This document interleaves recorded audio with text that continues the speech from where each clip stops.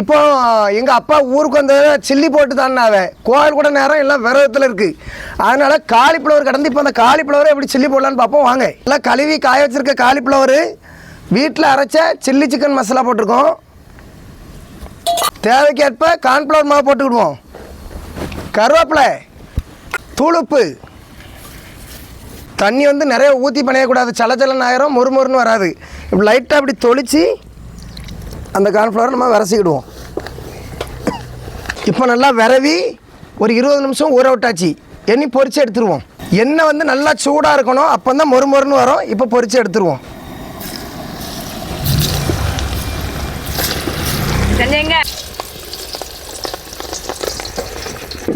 Cauliflower chilli ready ஆயிட்டு.